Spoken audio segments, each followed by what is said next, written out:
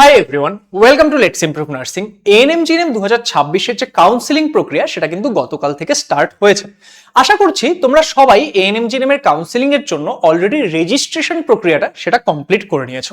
তাহলে আজকের এই ভিডিওতে আমি তোমাদেরকে বোঝাবো যে তোমরা কাউন্সিলিং এর জন্য রেজিস্ট্রেশনের পরে সবথেকে ইম্পর্টেন্ট যে স্টেপটা চয়েস ফিলিং সেটা কি করে করবে, এবং চয়েস ফিলিং সেটাতে বেশ কিছু ইম্পর্টেন্ট বিষয় রয়েছে, সেগুলো বুঝে বুঝে কিন্তু তোমাদেরকে চয়েস ফিলিংটা করতে হবে।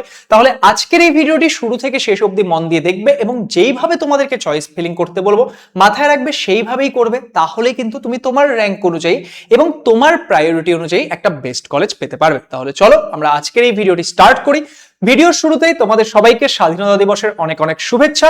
লেটস ইমপ্রুভ নার্সিং চ্যানেলে তোমাদের সবাইকে ওয়েলকাম। তাহলে চলো আমরা দেখে নিই যে আমরা কাউন্সিলিং এর জন্য কিভাবে আমাদের চয়েসগুলো সাজাবো। দেখো, যখন তোমরা চয়েস সাজাতে যাচ্ছ সেখানে বেশ কয়েকটা ফ্যাক্টর কাজ করবে। এক নম্বর ফ্যাক্টর কি, যে তুমি এই ক্ষেত্রে কি চাচ্ছ। তুমি কি তোমার বাড়ির কাছের কলেজ চাচ্ছ, নাকি তুমি একটা ভালো কলেজ চাচ্ছ?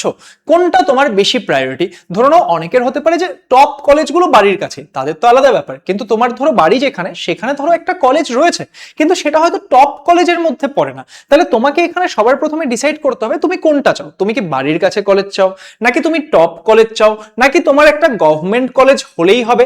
এটা তোমাকে ডিসাইড করতে হবে। নেক্সট, এখানে অনেকের টার্গেট থাকে যে এএনএম নেব, অনেকের টার্গেট থাকে জিএনএম নেব, এন্ড অনেক স্টুডেন্টই রয়েছে যাদের ফার্স্ট প্রায়োরিটি থাকে যে আমি এএনএম নেব, আবার অনেক স্টুডেন্ট থাকে যাদের ফার্স্ট প্রায়োরিটি থাকে যে আমি জিএনএম নেব।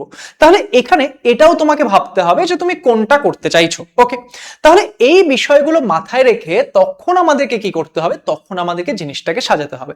আবার অনেকের টার্গেট কি থাকে যে আমি এএনএম জিএনএম দুটোই ট্রাই করব, যেটা আমি পাই সেটা আমি অ্যাটলিস্ট নিয়ে নেব। তাহলে সেটাও তোমাকে এখানে দেখতে হবে।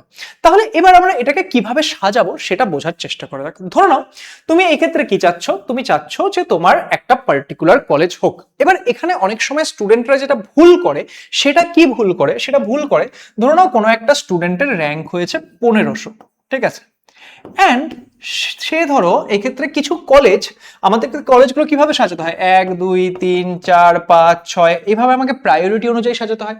এখানে 1 নম্বরে তুমি যেই কলেজটা দিচ্ছ সেটার মানে কি বলতো, যে তোমার ওই কলেজে যাওয়ার ইচ্ছা সব থেকে বেশি, ওই কলেজে তোমার যাওয়ার ইচ্ছা সব থেকে বেশি। এরকম কোনো ব্যাপার নেই যে তোমার র্যাঙ্কে সেটা হতেই হবে। হতে পারে যে সেটা হয়তো তোমার র্যাঙ্কে হচ্ছেও না, কিন্তু তুমি জানো যে ওটা আরো ভালো কলেজ, তোমার সেখানে যাওয়ার ইচ্ছা বেশি। তাহলে তোমার যেখানে যাওয়ার ইচ্ছা বেশি সেটাকে সবসময় কি রাখবে, সেটাকে সবসময় ওপরে রাখবে। তারপর এটা না হলে তোমার যেখানে যাওয়ার ইচ্ছা সেটাকে তারপরে রাখবে। এবার ধরো তোমার র্যাঙ্ক হয়েছে 1500, ওকে, জিএমআর র্যাঙ্কের কথা বলছি। এবার তুমি দেখলে যে কোনো একটা কলেজ সেটা 2000 র্যাঙ্কেও পাওয়া যায়, ঠিক আছে, আবার কোনো একটা কলেজ আছে সেটা হয়তো 1200 র্যাঙ্ক অব্দি পাওয়া যায়।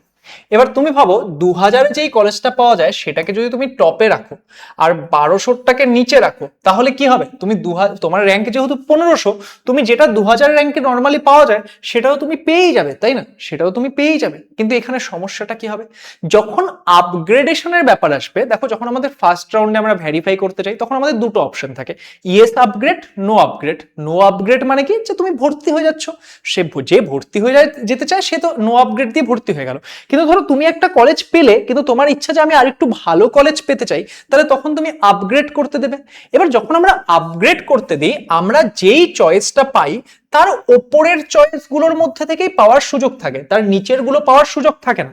এবার তুমি যদি ধরে নাও যেই কলেজটা তোমার এমনি হয়ে যাচ্ছিল সেটাকে যদি টপে রাখো, তাহলে সেই ক্ষেত্রে কি হচ্ছে, বা সেটাকে যদি তুমি ওপরের দিকে রাখো, সেটা যখন পেয়ে যাচ্ছ, এবার তুমি আরো ভালো কলেজগুলো যদি নিচে রেখেছো, তুমি তো আপগ্রেড করে নিয়েও সেই ওপরের কলেজে যেতে পারবে না। তো সেই জন্য তোমরা কি করবে, যদি তোমার এরকম টার্গেট থাকছে যে না আমার একটা গভর্নমেন্ট ভালো কলেজ হলেই হলো, যে কোনো ধরে নাও কারোর একজনের টার্গেট হচ্ছে এএনএম, যে আমি যে কোনো একটা গভর্নমেন্ট কলেজে এএনএম পেতে চাই, তাহলে সে কি করবে, সে কিন্তু এমন করবে না যে আচ্ছা আমি দেখতে পাচ্ছি আমার র্যাঙ্ক 700 হয়েছে, 1000 র্যাঙ্কে এটা পাওয়া যায়, সেটাকে আমি উপরে রেখে দিলাম না।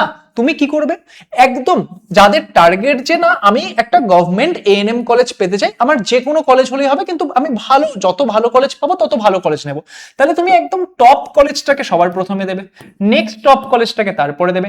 এইভাবে করে তুমি কি করবে, পরপর যে চয়েসগুলো রয়েছে সেটাকে সাজিয়ে দেবে।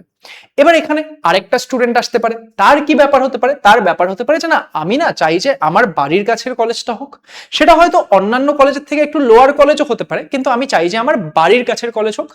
যদি বাড়ির কাছেরটা না পাই তাহলে আমি টপ কলেজগুলোর মধ্যে ট্রাই করবো। ধরে নাও কোনো একজন জিএনএম এর জন্য এরকম চাচ্ছে, তাহলে সেই ক্ষেত্রে কি করবে, সে একদম টপে সে কি করবে, বাড়ির কাছেরটা দিয়ে দেবে। ঠিক আছে, বাড়ির কাছে, কারণ সে চাই এটা যে সে বাড়ির কাছে পাক। দেখো বিভিন্ন জনের বিভিন্ন রকম ইচ্ছা প্রায়োরিটি থাকতে পারে, হয়তো কারোর বাড়ির থেকে দূরে গেলে সমস্যা হবে, তো সেই ক্ষেত্রে সে বাড়ির কাছেই থাকতে চাইছে, এরকম বিভিন্ন ব্যাপার হতে পারে, তাই না? তো সেই ক্ষেত্রে সবার প্রথমে কি করবে, সবার প্রথমে বাড়ির কাছেটাকে একদম উপরে দিয়ে দেবে। তারপর তুমি দেখছো যে না আমার বাড়ির কাছে না আর একটু দূরেই আরেকটা কলেজ আছে, আমি চাই ওটাও আমার হোক, তাহলে পরে সেকেন্ডে সেটা দিয়ে দিলে। তুমি দেখলে যে বাড়ির কাছে আর কোনো কলেজ নেই, এই দুটো যদি না হয় তাহলে আমি চাইবো যে আমার ভালো ভালো যত ভালো কলেজ আছে, মানে যত ভালো কলেজ পেতে পারি তত ভালো কলেজ যাতে পাই। তাহলে তারপর থেকে তুমি কি করবে, তারপর থেকে তুমি একদম টপ কলেজগুলো থেকে পরপর পরপর এইভাবে সাজিয়ে দিয়ে দিবে, বুঝতে পারলে?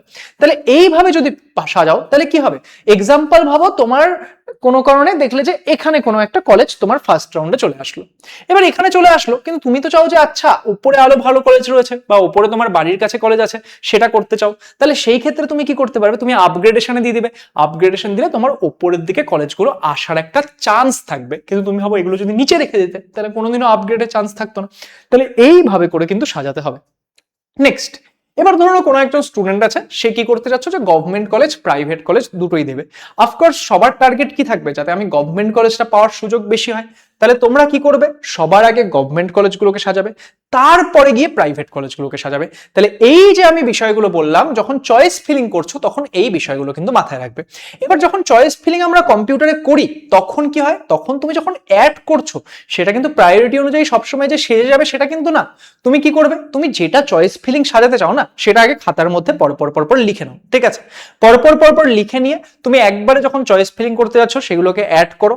অ্যাড করে নিয়ে তুমি খাতায় যেইভাবে পরপর পরপর লিখেছো মেলাও, যে তোমার লিস্টে কি সেগুলো পরপর পরপর সেইভাবেই আছে, সেইভাবে মিলিয়ে তারপরেই কিন্তু লক করবে। কেউ কিন্তু আগে থেকে লক করে দেবে না, একবার যদি লক করে দাও তাহলে কিন্তু আর চয়েস ফিলিং চেঞ্জ করা যায় না। তাহলে আই হোপ যে আজকের এই ভিডিওতে আমি তোমাদেরকে যে গাইডেন্সটা প্রোভাইড করলাম চয়েস ফিলিং রিলেটেড, সেটা তোমাদেরকে অবশ্যই অবশ্যই হেল্প করবে। দেখো এই মুহূর্তে চয়েস ফিলিং তো ভালো করে অবশ্যই করো, তার সঙ্গে বিভিন্ন যে প্রয়োজনীয় ডকুমেন্টগুলো সেগুলো কিন্তু সবাই ট্রাই করো টাইমের মধ্যে বানিয়ে নিতে, যাতে যখন তোমার ফার্স্ট টাইম কলেজ আসবে ভেরিফিকেশনের সময় যাতে কোনো রকম কোনো সমস্যা না হয়। যদি তোমাদের আরো কোনো কোয়েরি থাকে সেটা তোমরা কমেন্ট করে জানিও, আমি অন্যান্য ভিডিওগুলোর মতো এটাতেও চেষ্টা করব যতটা সম্ভব রিপ্লাই করে দিতে। অ্যান্ড আপকামিং আরো কোনো বিষয়ে তোমাদের যদি ডাউট থাকে সেটা রিলেটেড আমি ভিডিও দেওয়ার চেষ্টা করব, সেটা তোমরা কমেন্ট করে জানিও। চ্যানেলে নতুন হয়ে থাকলে চ্যানেলটিকে সাবস্ক্রাইব করে নিও এবং আপকামিং ভিডিওগুলো দেখার জন্য আমাদের যে বেল আইকনটা সেটাকেও অন করে রাখো। Tata, bye bye, all the best সবাইকে।